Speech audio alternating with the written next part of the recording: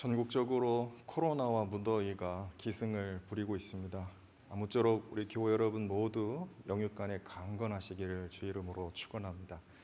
오늘 예배 나오신 우리 교우들, 또 가정에서 해외에서 원근 각처에서 온라인으로 이 예배에 참여하는 모든 교우들에게 하나님께서 예배를 통해 큰 은혜 부어주시리라 믿습니다. 우리 시간 마음을 모아 묵상 기도 드리심으로 하나님 앞에 예배하겠습니다.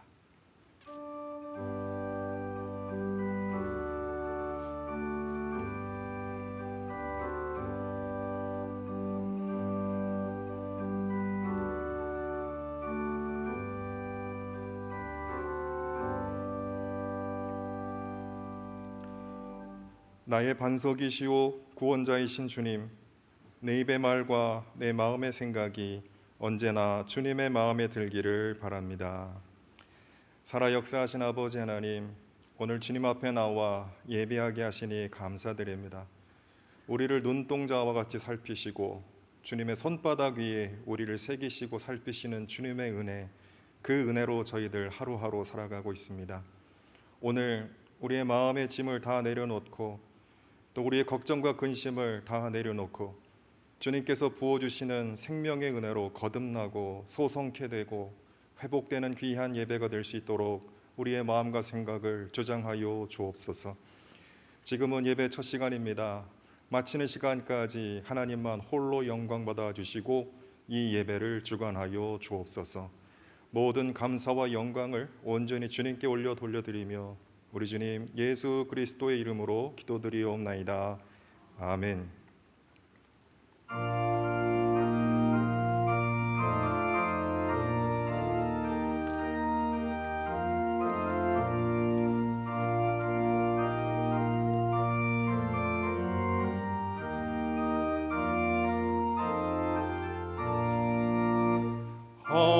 하나님의 크신 사랑 하늘에서 내리사 우리 맘에 항상 계셔 온전하게 하소서.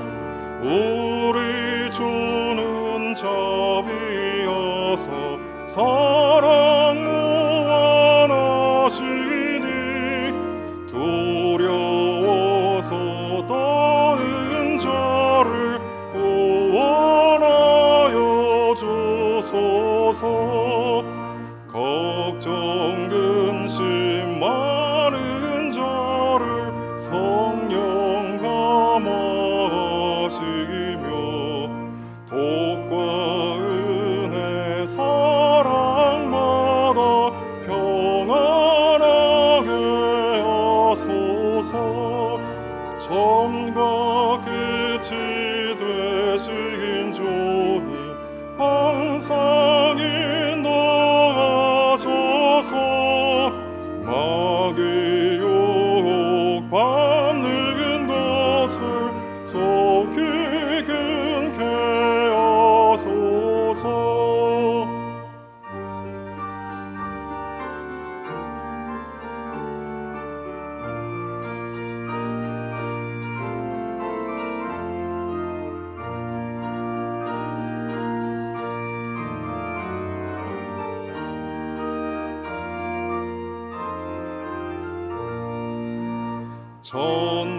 전능하신 아버지여 주의 능력 주시고 우리 맘에 임하셔서 떠나가지 마소서.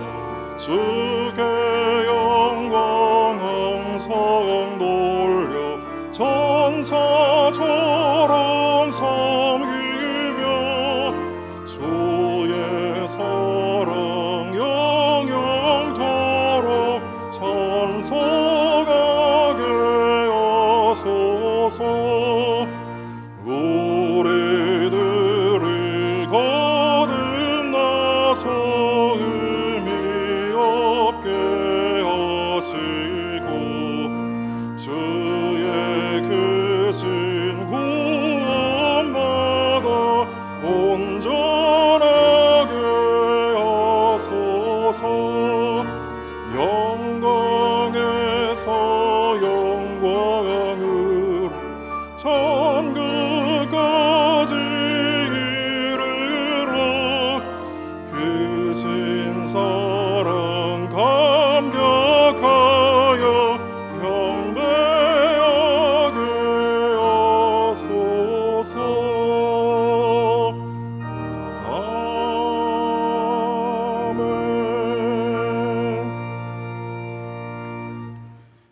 심경으로 우리 신앙을 고백하겠습니다.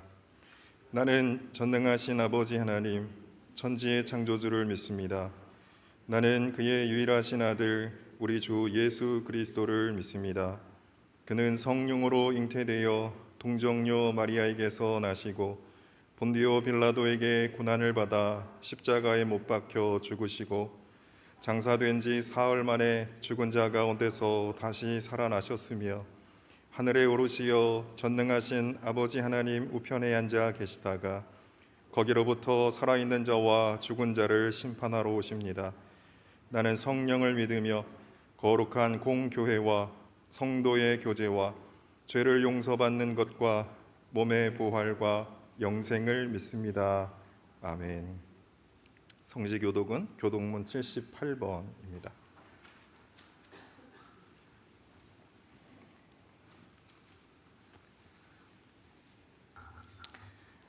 너희는 마음에 근심하지 말라. 하나님을 믿으니 또 나를 믿으라.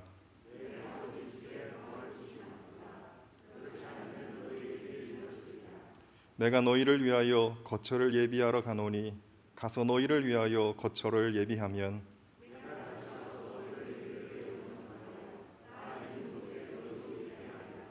내가 어디로 가는지 그 길을 너희가 아느니라.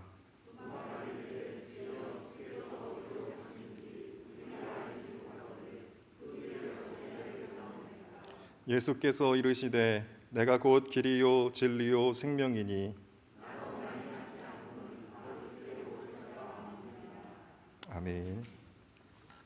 다 함께 참회의 기도를 드리시겠습니다. 주님, 우리 마음이 어둡고 패역하여 주님의 말씀을 멀리하고 헛된 욕심을 따라 살았습니다. 주님의 말씀으로 우리 마음을 환하게 비춰주시고 우리를 생명의 길로 인도하소서.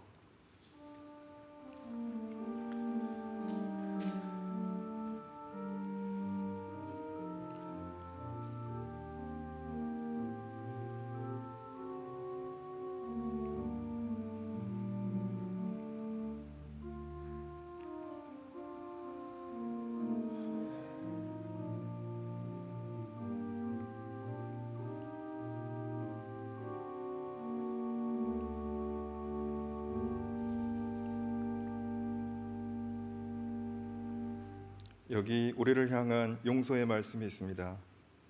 우리가 우리 죄를 자백하면 하나님은 신실하고 의로우신 분이셔서 우리 죄를 용서하시고 모든 불의에서 우리를 깨끗하게 해 주실 것입니다.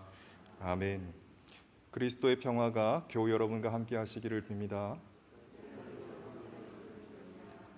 우리 주변 분들과 그리스도의 사랑과 평화를 나누시겠습니다.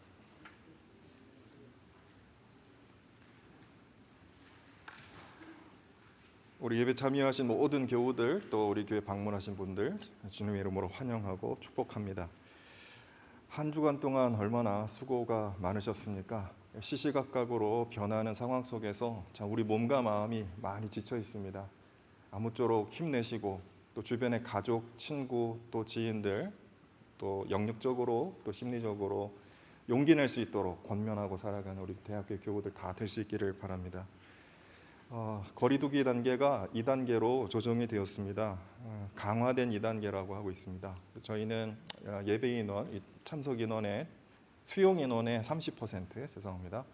수용 인원의 30%까지 대면 예배로 진행을 하고 80명 정도는 우리가 같이 대면 예배를 진행할 수 있고 또 비대면으로 함께 예배를 진행하고 있습니다. 한 가지 걱정은 이제 다음 주에 우리 예고된 대로 그 교육부 다음 세대 부 여름 성경학교가 진행이 되고 있는데 여기 또 우리 학부모님들이 걱정을 많이 하셔서 우리 아이를 보낼까 말까 이렇게 좀 고민을 하시는가 봐요. 참 어려운 때인 것 같습니다. 혹시 여러분 우리나라의 그 청소년 아동 청소년 그 도구마율이 몇 %인지 혹시 아세요? 2016년 통계이긴 한데요, 3.8%입니다. 우리 청소년들 보고마 비율이. 대학 청년들로 가면 2.1%라고 해요. 우리가 그 미전도 종족이라고 하지 않습니까? 그 북위 10도 또 40도 사이 10, 40창 이슬람권 또 우리 불교권 또 우리 힌두권, 여기 미전도 종족 복음화율이 2에서 3% 정도 돼요. 그러니까 지금 우리 미전도 종족이에요. 우리 그 청소년, 청년들이. 우리 대학교회가 사실은 그 선교적 사명을 갖고 있는 귀한 교회입니다. 코로나가 힘들고 어렵지만 1년에 한 번 있는 여름 성경학교 그냥 지나가 버리면 우리 아이들이 언제 말씀을 깊이 대할 수 있는 시간이 또 있겠는가, 이런 위기감도 있습니다. 그래서 교회가 방역수칙 지키면서 우리 학생들 또 정성스럽게 성경학교를 진행하려고 하니까 우리 학부모님들 또 우리 아이들 보내주시고 또 교회 여러분들 아무런 사고 없이 무사히 이 성경학교 은혜롭게 잘 진행될 수 있도록 기도해 주시고 격려해 주셨으면 좋겠습니다. 오늘 예배 후에 그 성경 공부가 있는데 오늘 마지막 시간입니다. 그 8주간 수고해 주신 우리 정덕희 목사님 감사드립니다. 우리 박수로 한번 감사 인사 보내겠습니다. 제가 수고한다고 하니까 본인이 너무 재미있대요. 감사하게 섬겨주셔서 너무 감사합니다. 8월 한 달은 저희가 쉬겠고요. 9월 달부터는 우리 이문균 목사님께서 성경 공부를 계속 이어주시겠습니다. 추경 예산 신청 오늘까지 받겠습니다. 우리 부서장님들은 오늘까지 예산 조정안 우리 재정부장님께 제출해 주셨으면 좋겠고, 다음 주 재직회에는 추경 편성 및 예산 조정 안건과 기타 안건들을 다루는 재직회가 있습니다. 중요한 재직회니까 우리 재직 여러분들 다음 주 예배 후에 꼭 참석해 주시기를 바랍니다. 우리 지난번 특강 때 도예 체험을 해서 도자기를 우리 손수 빚었지 않습니까? 우리 황명식 선생님, 우리 집사님, 우리 천경자 집사님, 이 무더위에 그 땔감을 떼서 그 가마를 돌리셔가지고 구워 오셨어요. 오늘 어찌나 감사한지 모르겠습니다. 이사 예배 끝나고 나가실 때 여러분 만든 작품 이름까지 다 써놓으셨다 하니까 찾아가시기를 바랍니다. 혹시 이름 안 써놓으신 분들은 그냥 펼쳐놓을 테니까 자기 작품 뭔지 아시겠죠? 제가 보니까 이렇게 터치를 많이 해주셨어요. 환골탈태된 모습을 아마 여러분 확인하실 수 있을 것입니다. 우리 황명식 집사님, 천경대 집사님 무더위에 수고하셨다고 박수 한번 보내주시기 바랍니다. 고맙습니다. 우리 교우 중에 또 우리 교우 가족 중에 아픈 분들이 있습니다. 몸이 아프고 마음이 힘들고 또 정신적으로 참 여러 불편한 교우들이 있는 줄 압니다. 함께 기도해 주시고 또 기도가 필요한 분들이 있으면 저한테 꼭 알려주시고 함께 제가 중보하며 기도하도록 그렇게 하겠습니다. 다음 주에 있을 우리 교육부 여름 성령학교에서 함께 기도해 주시고 또 불철지야 또 고생하고 수고하시는 우리 선교사님들 위해서 계속 중보기도 해 주시기를 바랍니다. 교리문답 제가 묻겠습니다. 여러분 답해 주시기 바랍니다. 우리의 처음 시조가 창조함을 받았을 때에 타고난 신분에서 타락한 원인이 되는 죄가 무엇입니까?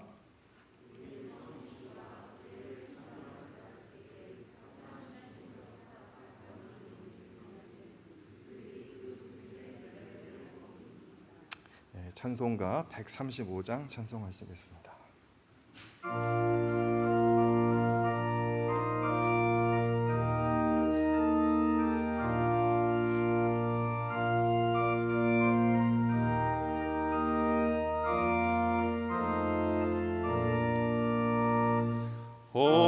어저께나 오늘이나 어느 때든지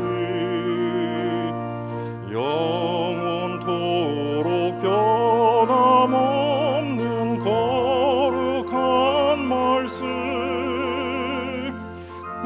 이것은 정하는 이의 생명 되시며 한량 없이 아름답고 깊은 말일세. 어저께나 오늘이나 영원 무궁히 한결같은 주 예수께 찬양합니다. 세상 지나고 변할지라도 영원하신 주 예수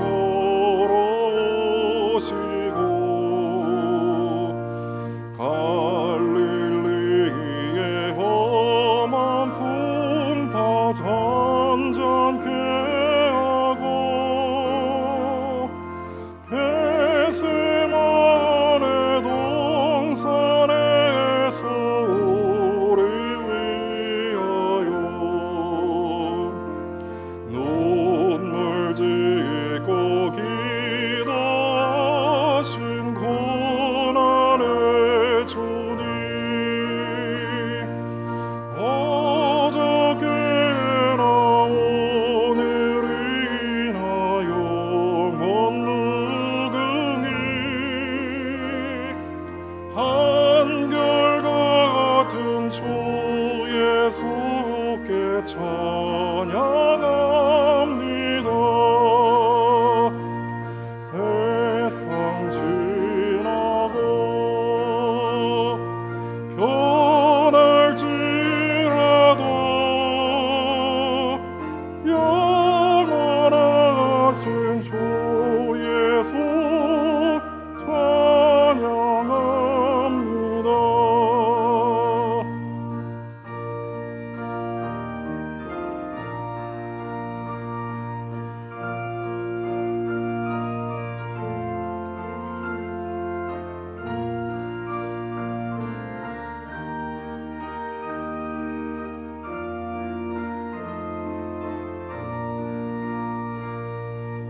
허물 많은 베드로를 용서하시고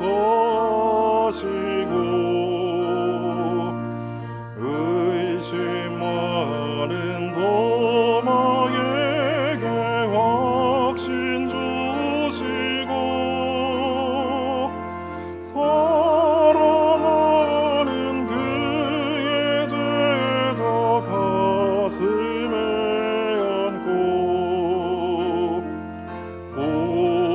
부드러운 사랑으로 품어주셨네. 어저께나 오늘이나 영원 무궁히 한결같은 주 예수께 찬양합니다. 세상 지나고 변할지라도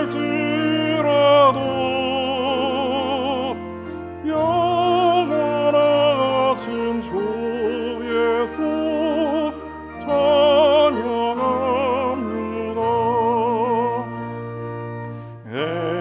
엠마오로 행하시던 주님 오늘도 한결같이 우리 곁에 함께 계시고 우리들을 영접하러 다시 오실 때 변함없는 영광의 주 친히 외우리. 어저께나 오늘이나 영원 무궁히 한결같은 주 예수께 찬양합니다.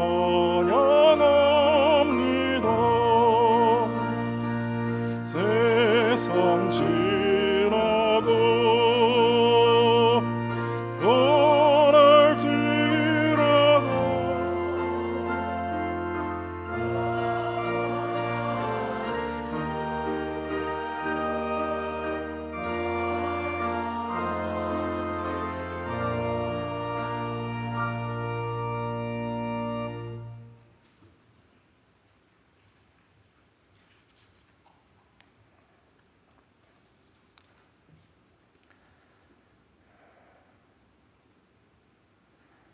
이 세상 지혜는 하나님께 미련한 것이니 기록된 바 지혜 있는 자들로 하여금 자기 괴율에 빠지게 하시느니라 하였고.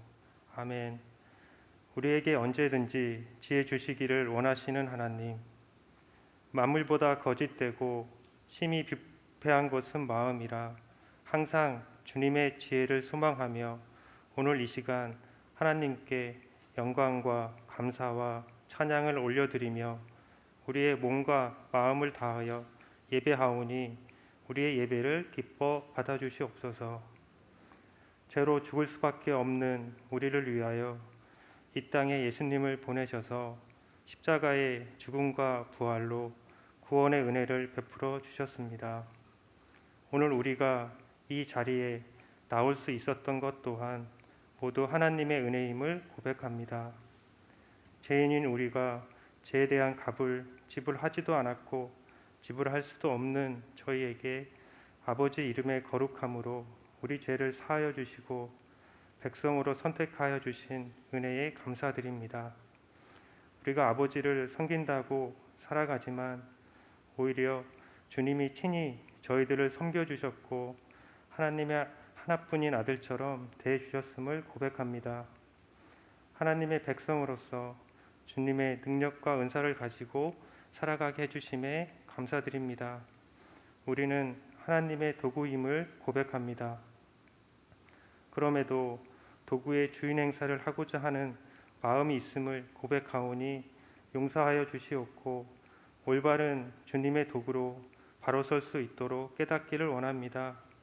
종이 갖는 두려움과 존경심으로 주님이 원하시는 바를 삶에서 행하도록 우리 자신의 생각보다 주님의 계획 안에서 믿고 의지할 수 있도록 해주세요. 지난 한 주 하나님이 지으신 세상을 경이로운 시야로 바라보길 원했지만 그러하지 못했음을 고백합니다. 예배 시간에 가졌던 은혜의 마음을 일상으로 돌아가서 은혜의 시간으로 채워야 했음에도 불구하고 내 이성으로 세상과 타협하고 합리화하며 은혜를 스스로 내려놓았음을 고백합니다. 우리가 항상 깨어 있어서 주님이 주시는 신호를 알게 하여 주시기를 원합니다. 한남대학을 위해 기도합니다. 이곳에 한남대학을 세우셨던 하나님의 마음이 우리 세대에서 다시금 뜨겁게 일어나기를 원합니다. 그 마음 그대로 저희들이 계승할 수 있도록 각자의 자리에서 기도로 다시금 서게 하여 주시옵소서. 아버지의 커다란 계획을 우리가 스스로 망치지 않도록 하여 주시옵고 아버지의 계획을 자신의 도구로 사용하려는 미련함이 있다면 깨닫게 하여 주시옵소서. 오늘도 우리에게 새날을 허락하여 주시고 함께 모여 주님을 예배할 수 있도록 주님께서 우리 삶을 인도하시고 보호하여 주심에 감사드립니다. 각기 다른 장소에서 예배드리고 있지만 우리는 하나님 안에서 한 가족임을 고백하게 하옵소서. 성도님들에게 크고 작은 어려움이 있다는 것을 주님께서 아시오니 감당해내는 데 필요한 힘과 지혜 또한 공급해 주실 것을 원합니다. 주님, 여러 어렵고 힘든 상황들을 맞이하면서 우리의 도움이 오직 하나님께로부터 온다는 것을 다시 한번 생각합니다. 오늘 이 예배 안에서도 우리에게 축복을 주신다는 것을 믿습니다. 양떼의 짐을 지고 가시는 목자 되신 최영근 담임 목사님을 성령 충만케 하여 주시고 주의 놀라운 능력을 차고 넘치도록 부어주셔서 그 입술로 하나님의 말씀을 전할 때 은혜의 예배가 되게 하여 주시옵소서. 오늘 주님께 올려드리는 이 예배에서 주님 홀로 영광 받으시오며 참 평안과 위로와 소망이 되시는 주님을 바라보는 예배되게 하여 주시옵소서. 주님께서 동행하여 주심을 믿사오며 우리 주 예수 그리스도의 이름으로 기도드립니다. 주님이 가르쳐 주신 기도로 함께 기도드리겠습니다. 하늘에 계신 우리 아버지여, 이름이 거룩히 여김을 받으시오며 나라가 임하시오며 뜻이 하늘에서 이루어진 것 같이 땅에서도 이루어지이다. 오늘 우리에게 일용할 양식을 주시옵고 우리가 우리에게 죄 지은 자 사하여 준 것 같이 우리 죄를 사하여 주시옵고 우리를 시험에 들게 하지 마시옵고 다만 악에서 구하시옵소서. 나라와 권세와 영광이 아버지께 영원히 있사옵나이다. 아멘.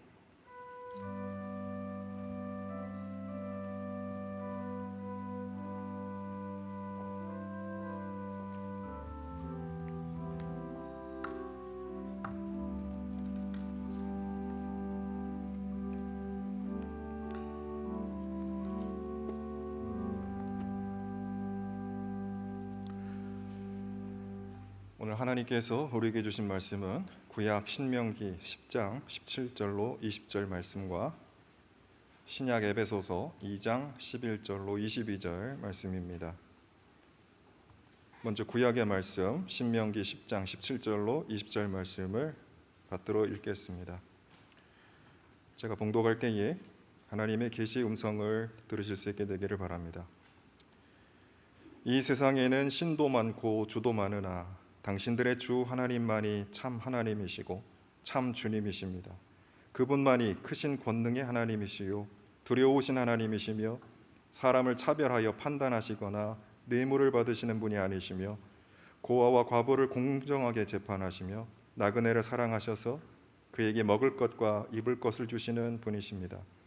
당신들이 나그네를 사랑해야 하는 것은 당신들도 한때 이집트에서 나그네로 살았기 때문입니다.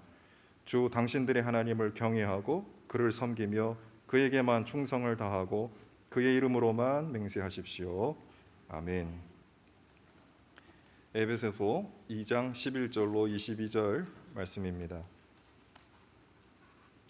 제가 말씀을 봉독하겠습니다. 그러므로 여러분은 지난날에 육신으로는 이방 사람이었다는 사실을 명심하십시오. 손으로 육체에 행한 할례를 받은 사람이라고 뽐내는 이른바 할례자들에게 여러분은 무할례자들이라고 불리며 따돌림을 당했습니다. 그때 여러분은 그리스도와 상관이 없었고 이스라엘 공동체에서 제외되어서 약속의 언약과 무관한 외인으로서 세상에서 아무 소망도 없이 하나님도 없이 살았습니다. 여러분이 전에는 하나님에게서 멀리 떨어져 있었는데 이제는 그리스도 예수 안에서 그분의 피로 하나님께 가까워졌습니다. 그리스도는 우리의 평화이십니다. 그리스도께서는 유대 사람과 이방 사람이 양쪽으로 갈라져 있는 것을 하나로 만드신 분이십니다. 그분은 유대 사람과 이방 사람들 사이를 가르는 담을 자기 몸으로 허무셔서 원수된 것을 없애시고 여러 가지 조문으로 된 계명의 율법을 폐하셨습니다. 그분은 이 둘을 자기 안에서 하나의 새 사람으로 만들어 평화를 이루시고 원수된 것을 십자가로 소멸하시고 이 둘을 한 몸으로 만드셔서 하나님과 화해시키셨습니다. 그분은 오셔서 멀리 떨어져 있는 여러분에게 평화를 전하셨으며 가까이 있는 사람들에게도 평화를 전하셨습니다. 이방 사람과 유대 사람 양쪽 모두 그리스도를 통하여 한 성령 안에서 아버지께 나아가게 되었습니다. 그러므로 이제부터 여러분은 외국 사람이나 나그네가 아니요 성도들과 함께 시민이며 하나님의 가족입니다. 여러분은 사도들과 예언자들이 놓은 기초 위에 세워진 건물이며 그리스도 예수가 그 모퉁이 돌이 되십니다. 그리스도 안에서 건물 전체가 서로 연결되어서 주님 안에서 자라서 성전이 됩니다. 그리스도 안에서 여러분도 함께 세워져서 하나님이 성령으로 거하실 처소가 됩니다. 아멘. 우리 엘 글로리아 주 너를 지키리라는 찬양을 우리가 하나님께 영광 돌리겠습니다.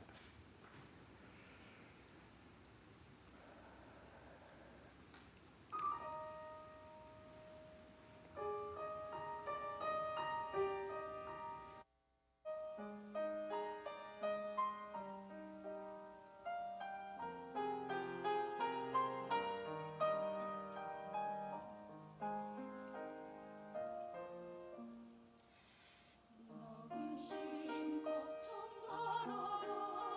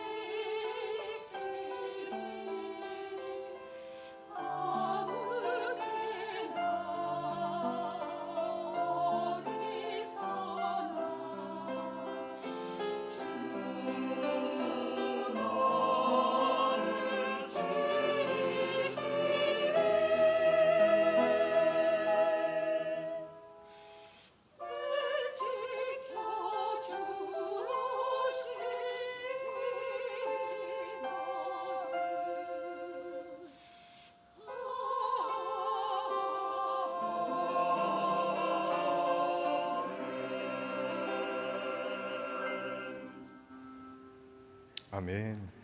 우리 수고하신 성가대 감사와 격려의 박수 보내겠습니다. 연습할 때도 마스크 쓰고 또 찬양할 때도 마스크 쓰고 참 쉬운 일이 아닌데 우리 성가대 수고가 참 많습니다.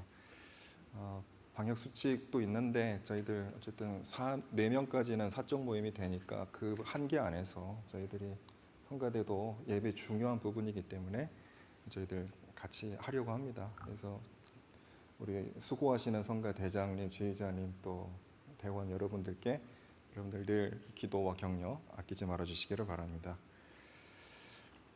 신학생 때 지리산 자락에서 전도를 하던 때의 일입니다. 마음씨 좋은 어르신을 만나서 며칠간 농사일을 도우면서 전도를 하였습니다. 되게 친절하게 잘 해주셨습니다. 서울에서 온 청년이 농사일도 도와주니까 예쁘셨겠죠. 근데 전도를 하니까 금방 냉랭해지시더라고요. 제가 그래도 농사일 도우면서 계속 전도를 했더니 좀 귀찮으셨는지 저한테 이렇게 얘기를 하셨습니다. 대대로 조상 제사를 지내고 있고 절에도 다니고 있는데 서양 종교인 기독교를 왜 나보고 믿으라고 하냐? 못 믿는다, 안 믿는다 그렇게 말씀하시면서 자신에게는 절대로 전도하지 말라 이렇게 거절하셨습니다. 전도 해보신 분들 많으실 텐데요. 전도란 그렇게 단시간 안에 말로 설득할 수 있는 그런 쉬운 일은 아닙니다. 사실 전도라고 하는 것은 오랫동안 지켜온 자신의 신념과 가치 그리고 가문과 지역사회의 전통과 관습 이것을 완전히 새롭게 바꿔야 되는 일이고 또 생각은 물론 삶의 방식과 인간관계 그리고 더 나아가서는 사회적 네트워크까지 완전히 통째로 변화되는 일이기 때문에 특별한 전향의 계기가 있지 않고는 기독교 신앙을 새롭게 받아들이는 것은 쉬운 일이 아닙니다. 그래서 전도는 사람이 하는 것이 아니라 하나님께서 이루시는 일이라 고백하게 됩니다. 인근 도시에 사는 아드님이 고향집을 방문했다가 서울에서 전도하러 온 불청객인 저를 집에서 쫓아내는 바람에 이 마음 착한 이 어르신들이 저를 불쌍히 여기셨습니다. 그래서 결국엔 수요 예배에 참석하시게 되는 반전이 일어나게 된 거죠. 제가 그래서 그때도 하나 배웠습니다. 이 하나님의 역사는 언제나 실패와 좌절과 고난을 통해서 이루어진다.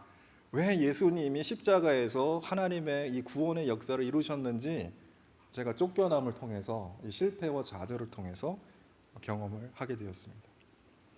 그런데 제가 오늘 말씀을 드리려고 하는 내용은 이 부분입니다. 제게 질문이 하나 생겼어요. 전도하러 갔다가 그 할머니로부터 제가 질문을 하나 받은 거예요. 어르신 말씀대로 기독교는 서양 종교인가?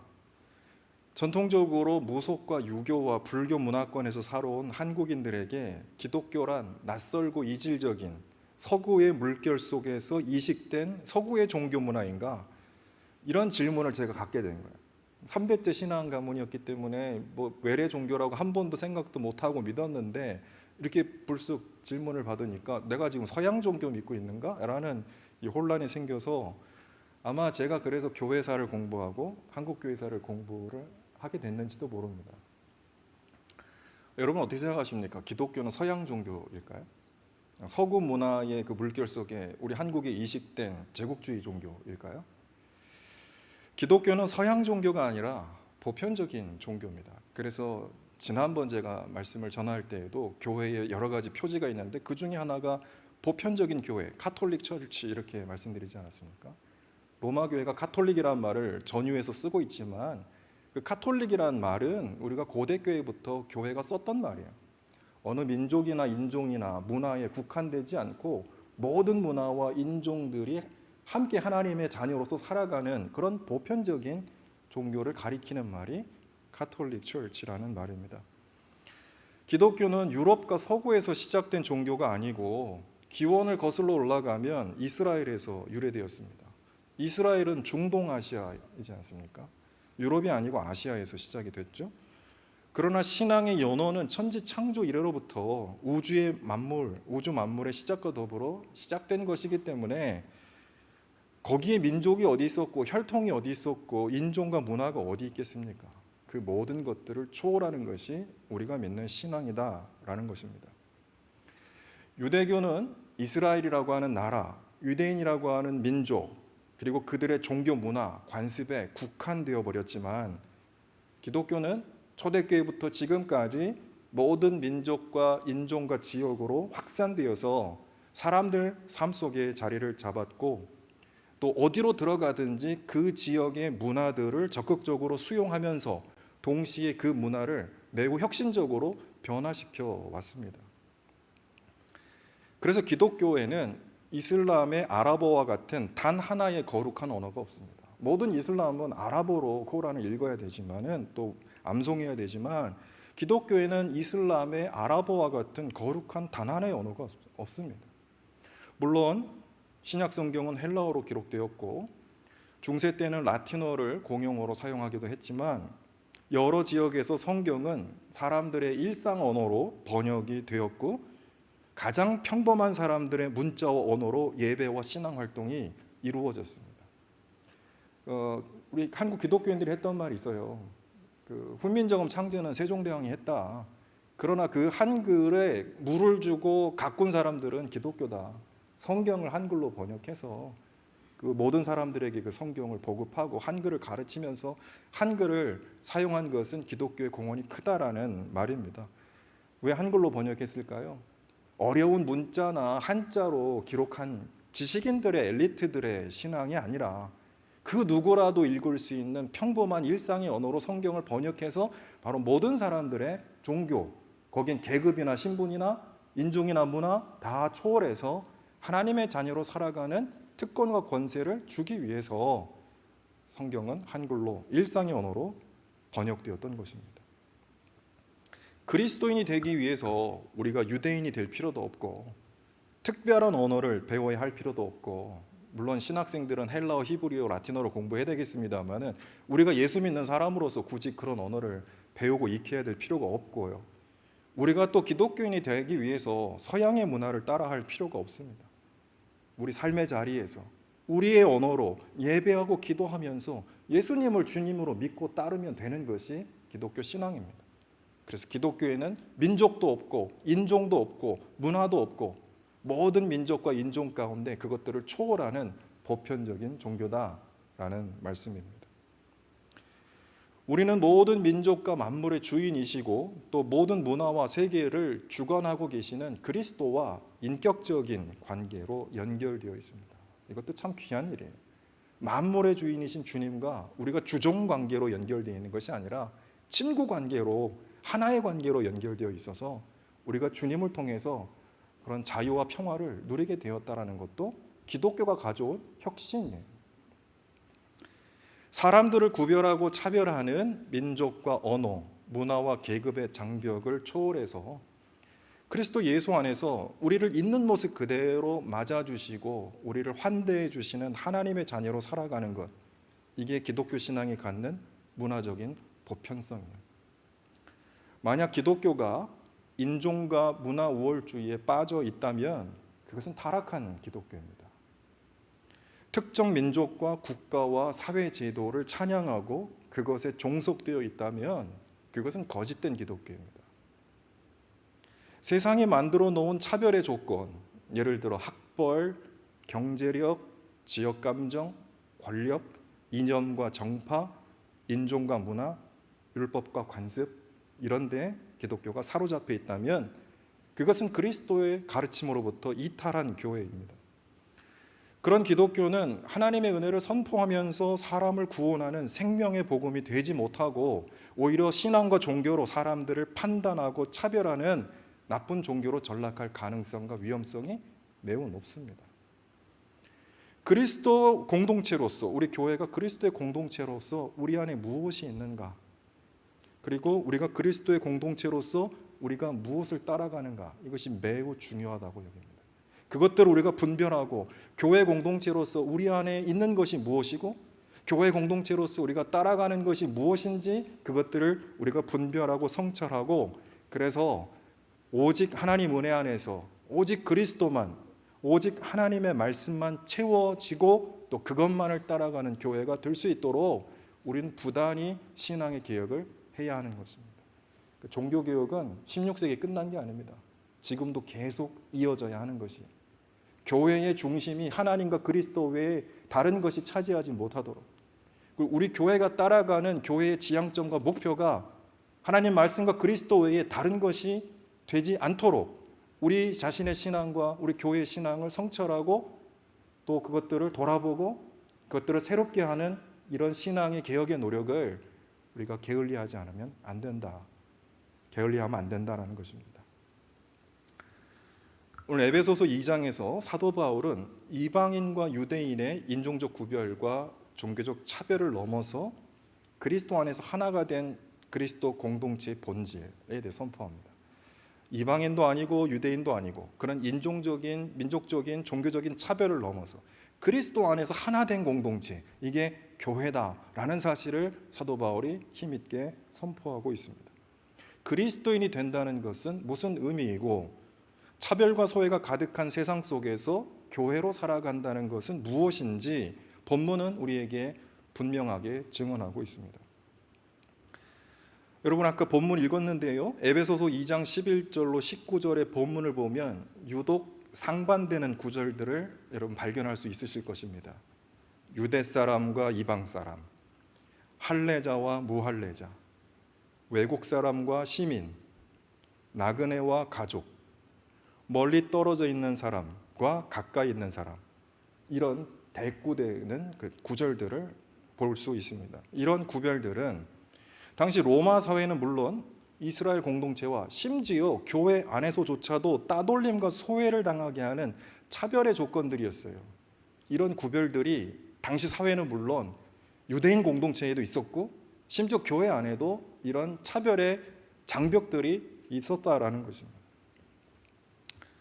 할례자요 선민이라고 자랑하던 이스라엘 공동체에 속하지 못한 이방인들, 바울이 주로 전도의 대상으로 삼았던 사람들이 바로 그런 이방인들 아니겠습니까? 이런 이방인들은 기독교인임에도 불구하고 무할례자라는 비난과 따돌림을 받으면서 하나님의 약속의 언약으로부터 거절되고, 그래서 세상에서 소망도 없이 하나님도 없이, 그래서 하나님과 멀리 떨어진 채로 살아야만 했던 것입니다.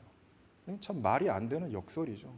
하나님이 이스라엘을 세우신 목적은 그들을 통해 모든 민족에게 복을 주심이라는 것인데, 오히려 그 민족이 하나님과 다른 사람들의 관계를 멀어지게 하고 방해하는 역할을 했다면 그것이 올바른 선민으로서의 또 거룩한 백성으로서의 모습이었겠냐라는 겁니다. 유대인들은 할례와 율법을 앞세워서 하나님의 언약을 독점하였고 이방인들을 차별하고 소외시켰습니다. 그것은 하나님의 진정한 뜻이 아니었습니다. 우리가 읽은 구약의 본문 신명기 10장을 보면 하나님은 이스라엘에게 마음을 다하고 정성을 다하여 하나님을 섬기며 하나님의 명령과 규례를 지키라고 당부하셨습니다. 우리가 잘 아는 대로 하나님은 이스라엘만의 하나님이 아니십니다. 신명기 10장 14절에서는 하늘과 하늘 위의 하늘, 땅과 땅 위의 모든 것이 다 하나님의 것이라고 말씀합니다. 하나님은 이스라엘에만 계신 분이 아니에요. 이스라엘 하늘에만 계신 분이 아니고 하늘과 그 모든 하늘 위의 하늘, 땅과 그 땅 위의 모든 땅 다 하나님의 것이라고 말씀하고 있어요. 그럼에도 불구하고 많은 백성들이 있지만 그 중에 이스라엘을 특별히 택하셨다라고 말씀합니다. 그렇지만 하나님은 사람을 차별하거나 판단하는 분이 아니시라고 신명기 10장에서는 분명히 말씀하고 계시고, 고아와 과부를 공정하게 재판하시며 나그네를 사랑하셔서 그에게 먹을 것과 입을 것을 주시는 분이라고 분명히 신명기 10장에서는 말씀하고 있습니다. 그러므로 하나님이 그런 공평하신 분이기 때문에 이스라엘 역시 나그네를 사랑해야 한다라고 말씀은 가르쳐주고 있고, 심지어 이스라엘도 이집트에서 나그네로 살았기 때문에 나그네를 돌보는 것이 당연한 책무라고 하나님은 이스라엘에게 상기시켜주고 계십니다. 하나님이 이스라엘을 택하신 이유는 하나님을 먼저 온 마음과 온 뜻을 다해 사랑하고 하나님을 모르는 많은 사람들이 하나님을 사랑할 수 있는 역할, 그 통로의 역할을 하라고 이스라엘을 하나님이 특별히 택하신 거예요. 특별히 고아나 과부나 나그네와 같이 돌봄이 필요한 사람들, 세상에서 불이익을 당하고 차별하는 사람들을 하나님의 마음으로 사랑하고 품어주고 그들에 대한 돌봄의 책임을 감당하는 것이 하나님의 백성으로서의 역할, 사명이다라는 것을 신명기 10장은 분명히 각인시켜주고 있습니다. 그러나 역사 속에서 이스라엘은 하나님을 사랑하지 않았고 또 하나님을 사랑하지 않았을 뿐만 아니라 하나님의 뜻대로 이웃을 사랑하지도 않았습니다. 오히려 선민으로서의 특권을 자랑하면서 하나님이 주신 율법과 계명과 성전 예배들 이런 것들을 앞세워서 자랑하면서 오히려 나그네와 이방인을 배척하고 고아와 과부와 가난한 자 병든 자를 차별하고 정죄하였습니다. 그러면서 하나님을 섬긴다 하면서 실제로는 우상을 숭배하였습니다. 그들이 섬긴 우상은 무엇이었는가? 자신들의 욕망과 죄악이었습니다. 그래서 실상은 이방인이 아니라 유대인이야말로 하나님에게서부터 멀리 떨어져서 약속의 언약과 무관한 외인으로 살아갔던 사람들이, 이방인이 아니라 유대인들이야말로 아무 소망 없이 하나님 없이 사는 사람들이었어요. 하나님 없이 살아가는 그들에게 할례가 무슨 소용이 있겠습니까? 하나님 말씀에 귀 기울여 순종하지 않는 그들에게 계명과 율법이 무슨 소용이 있겠습니까? 하나님을 향한 소망과 비전 없이 세상을 사랑하며 살아가는 이들에게 하나님의 약속의 언약이 무슨 소용이 있었겠습니까? 에베소서 2장 11절에서 22절 본문에서는 이 평화라는 단어가 여러 번 반복됩니다. 14절에서 사도 바울은 그리스도는 우리의 평화이십니다 라고 말씀합니다. 그래서 2장 21절로 22절의 한 주제 어구를 하나 꼽으라고 한다면 평화, 예수님께서 이루신 구원의 역사, 한마디로 평화라고 사도 바울은 정리하고 있는 것이죠. 사도 바울이 선포하는 예수 그리스도 십자가 복음의 핵심은 그리스도가 우리에게 이루신 평화라는 사실입니다. 그리스도는 유대인이니 이방인이니 이렇게 구별하고 가르는 차별의 담을 허무시고 하나님께서 귀한 그런 삶의 가르침으로 주신 율법을 법조문으로 전락시켜서 그것을 사람을 구원하는 데 사용하지 않고 그것으로 사람을 정죄하고 차별하는 그런 법조문으로 전락시킨 그 계명의 율법을 예수님이 폐하시고 십자가에서 자기 몸을 바쳐서 원수된 것들을 다 소멸시키시고 갈라진 사람들을 새 사람으로 거듭나게 하셔서 하나 되게 하셨다. 이게 바로 교회다 라고 사도 바울이 증언하고 있는 것입니다. 그래서 이제는 유대인이든 이방인이든 중요한 게 아니에요. 하나님에게서 멀은 사람, 가까운 사람이 따로 없다는 것이에요. 그래서 이 모든 사람에게 평화를 그리스도가 전하셔서 2장 18절에서 유대인이든 이방인이든 더 이상 차별이 없고 그리스도를 통하여 모든 사람이 성령 안에서 아버지께 나아가게 되었다라고 사도 바울은 선포합니다. 이게 우리 교회가 예수를 통해, 예수 그리스도를 통해 받은 복음이다, 이렇게 증언하고 있습니다. 평화라는 말의 그 상반되는 대구 바니어가 또 이 본문에 나옵니다. 이 원수된 것이라는 헬라어 단어 에크트라라는 단어입니다. 평화의 반대어이죠. 에크트라. 이 말은 미움, 혐오, 적대감 이런 뜻을 가진 단어입니다. 이게 대꾸가 이루어지고 있습니다. 이 본문 안에서 평화가 복음의 핵심이라면 이 미움과 증오는 복음으로 물리쳐야 할 원수된 것들입니다. 적대감은 사람들과 사람들 사이를 갈라놓습니다. 분열과 갈등을 일으켜 서로 싸우게 합니다. 교회를 망가뜨립니다. 세상을 파괴합니다. 이게 미움이고 증오입니다. 복음은 바로 이 평화를 통해서 이 적대감과 싸워야 하는 것이죠. 이게 교회의 사명이다라는 것입니다. 근대 사회에서 이 적대감은 주로 인종, 민족, 계급, 이념, 성, 젠더 이런 문제들을 중심으로 이루어졌습니다. 이런 것들로 사람을 가르고 나눠서 서로 싸움하고 갈등하고 심지어 전쟁도 하고 그렇게 싸웠던 것이죠. 그런 적대감이 저절로 생겨나는 것이 아니라 그것들을 조장하는 사람들이 있어요. 주로 어떤 사람들입니까? 정치하는 사람들, 경제, 문화, 종교 이런 것들이 이 적대감을 조장하는 것이죠. 자기들의 이권을 지키기 위해서. 그래서 끊임없이 논리와 이념들을 만들어서 이런 문제들로 사람들을 가르고 편가르고 갈등하고 싸우게 했던 그런 역사를 지내왔어요. 그런 연장선상에서 예전부터도 그랬지만 지금까지도 세계에는 여전히 이 증오 범죄와 인종차별이 끊이지가 않습니다. 이런 편견과 차별과 증오와 싸워서 평화를 이루어가야 하는 것이 바로 교회의 사명이고 복음의 역할인 줄로 믿습니다. 사도 바울은 그리스도께서 바로 이 적대감, 증오를 부수고 소멸시키시고 예수님의 이 평화로 하나 되게 하셨다. 이것이 우리에게 주신 그리스도의 선물이다라는 것을 성경을 통해 강조하고 있습니다. 에베소서 2장 본문에서 말하는 평화는 아무런 싸움이 없는 평온한 상태로서의 형용사적 개념이 아닙니다. 아, 좋다, 편안하다, 이런 상태의 형용사적 개념의 평화가 아니라는 말씀입니다. 에베소서 2장에서 사도 바울이 말하는 평화는 미움과 갈등과 싸움의 상황에 온몸을 던져서 이것들과 맞서 싸우면서 이것들을 화해시키고 이것들을 극복하고 소멸시키는 적극적인 행동으로서의 동사적 개념이다라는 거예요.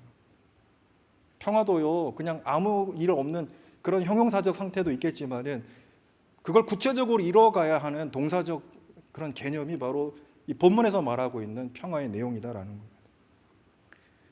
14절에서 유대인과 이방인 사이에 있는 원수된 것, 적대감과 증오와 혐오를 그리스도는 십자가를 통해 평화와 화해로 변화시키셨습니다. 또 16절에서 죄와 타락으로 인하여 하나님의 진노와 심판을 받을 수밖에 없는 인간을 그리스도가 하나님과 화해시키셨습니다. 이처럼 평화가 우리에게 거저 주어진 것이 아니에요. 우리가 값없이 거저 받았다고 대가 없이 그냥 이루어진 평화가 아닙니다.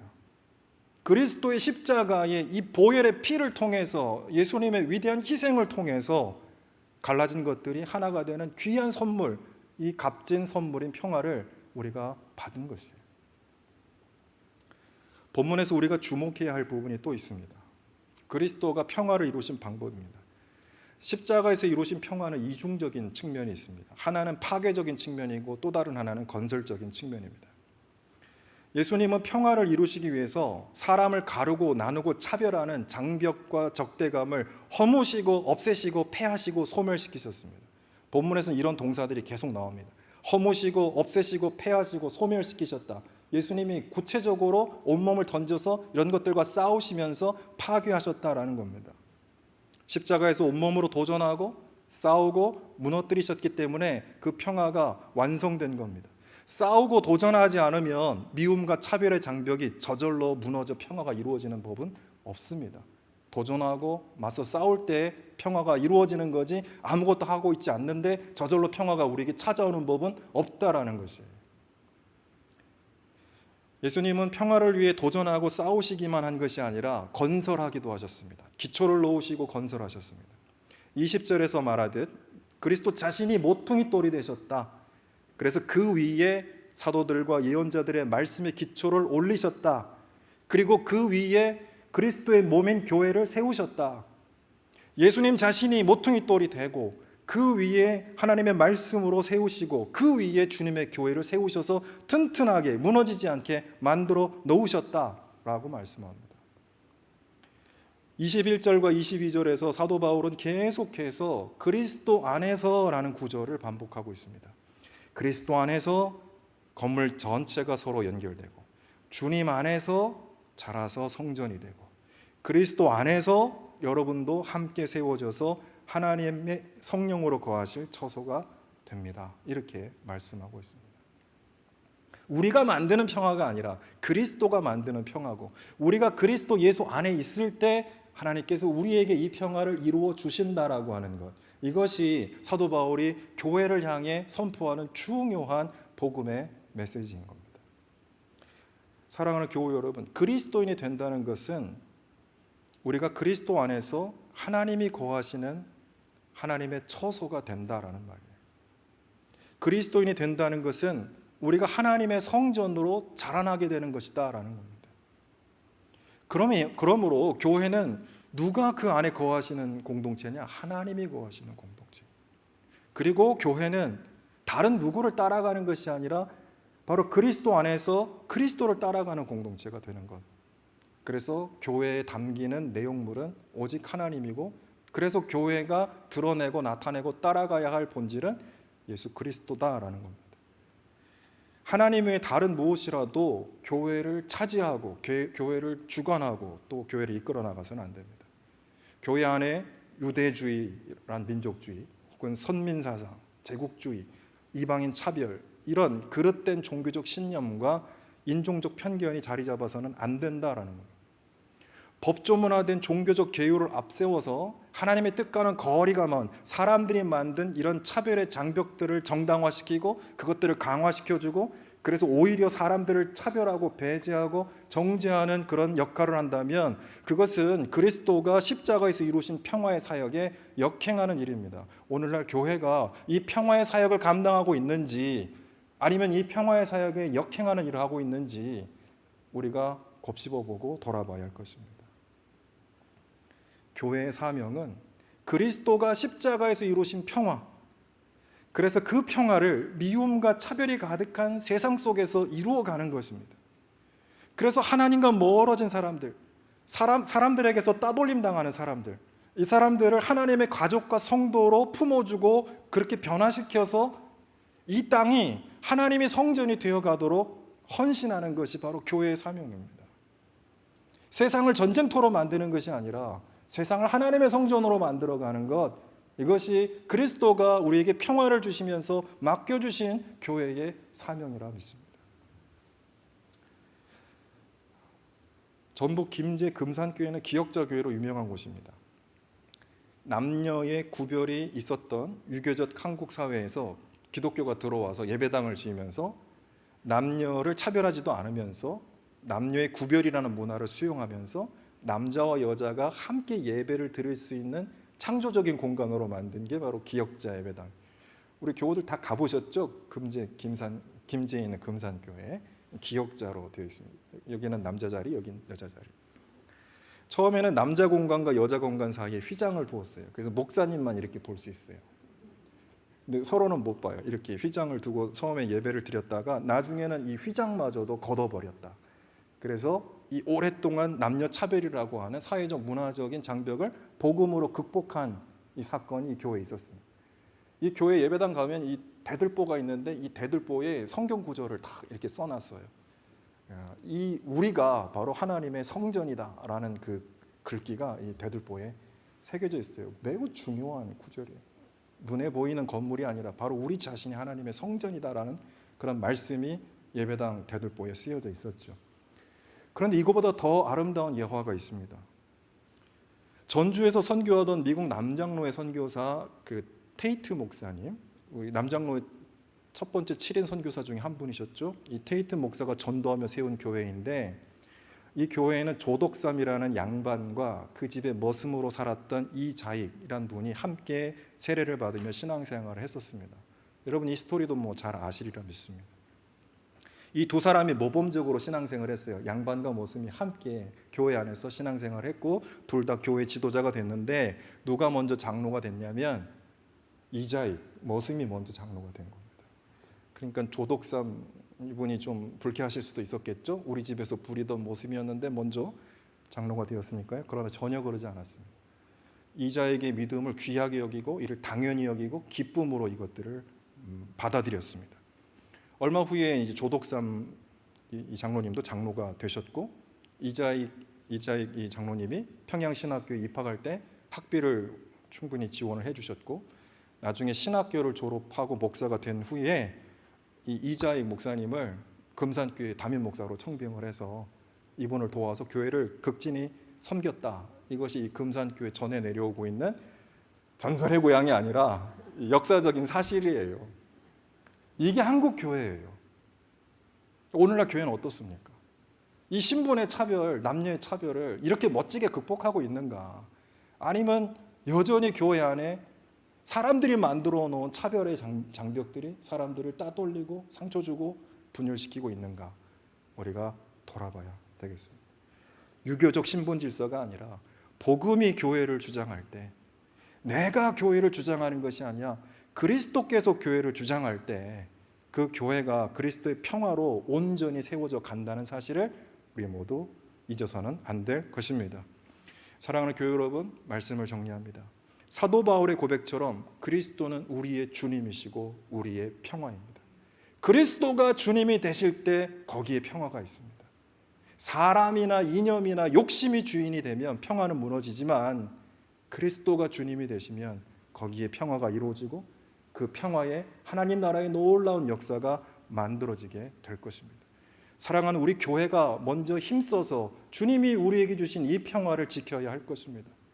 그리고 우리 가정과 인간관계와 삶의 자리에서 주님이 주시는 이 평화가 우리를 주장하고 우리 삶의 모든 과정을 이끌어 가실 수 있도록 그렇게 우리가 믿음으로 나아가야 될 것입니다. 원리는 간단합니다. 그리스도 안에서 우리가 주님을 주님으로 인정하고 주님이 우리 삶을 다스리도록 우리가 주님을 따를 때 주님이 우리를 통해 이 평화를 이루시고 교회와 가정과 우리 사회를 아름답게 귀하게 변화시켜 나갈 것이라는 말씀입니다. 하나님이 구하시는 초소로 살아가면서 성령이 하나 되게 하신 것을 힘써 지키는 저와 여러분, 우리 대학교회, 우리 모든 교회 여러분 다 되시기를 주의 이름으로 축원합니다. 함께 기도하겠습니다.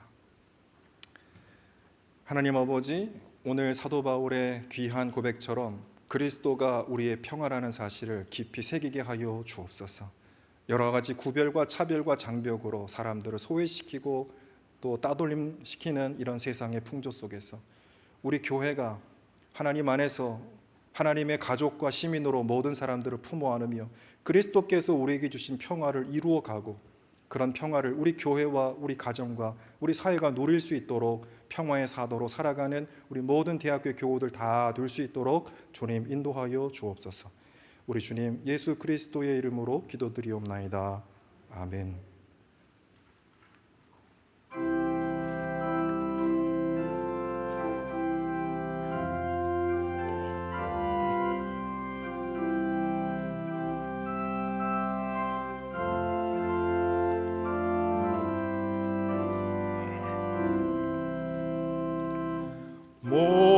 목마른 자들아 다 이리 오라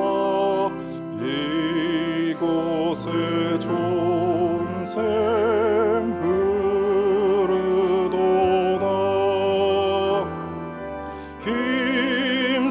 힘쓰고 애쓰니 없을지라 이 샘에 오면 다 마시겠네 이 샘에 솟는 물 강같이 흘러 온 천하 만국에 다 통하네 빈부나 귀천에 분별이 없이 나와서 쉬고 또 마시겠네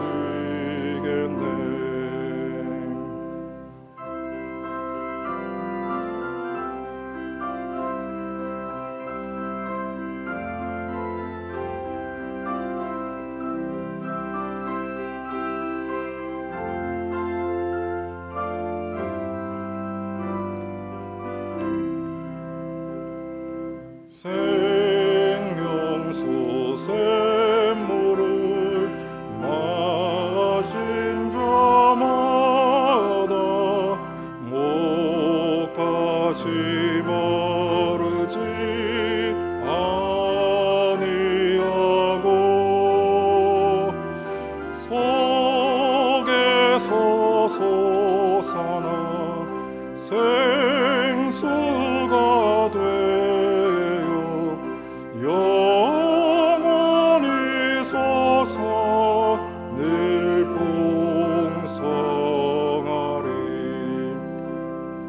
이 샘의 이름은 생명의 샘물 저소정 빛같이 늘 맑도다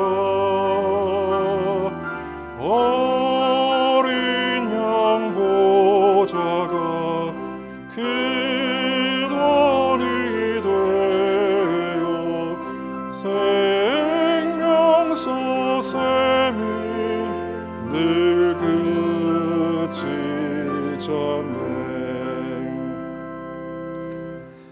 사랑하는 하나님, 우리에게 생명을 주시고 삶의 모든 기회와 여건을 허락하여 주셔서 하나님의 은혜로 하루하루 살아가게 하신 은혜 감사드립니다. 주님, 우리가 메마른 길을 걷는 것 같은 이런 삶의 상황 속에서 하나님께서 공급해 주시는 은혜와 사랑이 아니면 도무지 살아갈 수가 없사오니 우리 속에서 넘쳐나 생명수 근원이 되는 하나님의 은혜를 날마다 공급하여 주셔서 우리의 영혼이 고단하지 않고 우리의 삶이 피곤하지 않고 늘 새 힘을 공급받아 독수리가 날아가는 것 같은 믿음으로 살아가는 우리 모든 교우들 다 될 수 있도록 하나님 인도하여 주옵소서. 그리스도께서 주신 이 샬롬과 평화의 귀한 권능을 가지고 우리의 가정과 우리의 삶의 자리와 우리 교회를 이 샬롬과 평화의 터전으로 바꾸고 변화시켜 나가는 귀한 성도들 다 될 수 있도록 축복하여 주시고, 가정의 어려운 일, 또 고통당하는 일, 또 문제의 모든 거리들을 우리가 믿음으로 담대하게 맞서서 그리스도가 주시는 생명과 능력과 지혜로 말미암아 그 문제를 온전히 치유하고 해결하는 하나님의 귀한 성도들 다 될 수 있도록 축복하여 주옵소서. 하나님, 우리에게 주신 귀한 물질 구별하여 11조, 또 감사헌금, 월정헌금, 주정헌금, 선교헌금, 구제헌금, 목적헌금으로 드립니다. 이 물질 쓰여질 때마다 하나님의 영광 나타나게 하여 주시고 하나님이 기뻐하시는 선한 일들이 우리 교회를 통해 일어날 수 있도록 주님 함께하여 주옵소서. 우리 교우들 가운데 몸이 아픈 우리 성도들 치유하여 주시고, 우리 몸을 지으신 하나님께서 우리 몸의 모든 상태와 형편을 아시오니 하나님께서 친히 어루만져 주시고 온전히 회복시켜 주시기를 원합니다. 마음과 영혼이 곤비한 우리 성도들 하나님께서 친구로 함께하여 주셔서 하나님이 함께하시는 충만함을 누리며 주님과 더불어 평안과 감사와 기쁨을 누리는 모든 성도의 삶이 될 수 있도록 인도하여 주옵소서. 아버지, 다음 주간에 우리 주일학교 여름 성경학교가 있습니다. 수고하는 교육자 또 교사들 축복하여 주셔서 어릴 때에 하나님, 창조주 하나님을 기억하고 이 생명의 주인으로 온전히 결단하고 섬기는 귀한 은혜의 체험이 있는 우리 성경학교 될 수 있도록 하나님 축복하여 주옵소서. 원근 각처에서 선교하고 또 봉사하는 주님의 일꾼들 축복하여 주시고 그 손의 행사가 헛되지 않도록 하나님께서 뿌려주시고 또 하나님께서 자라게 하셔서 많은 열매 맺는 귀한 주님의 일꾼들 다 될 수 있도록 주님 인도하여 주옵소서.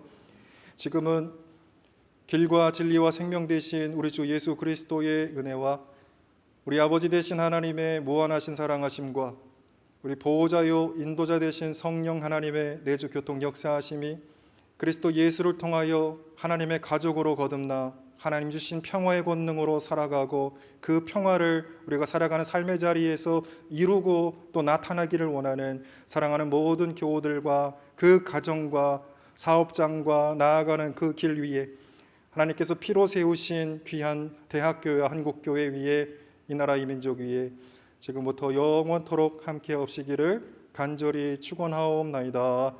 아멘.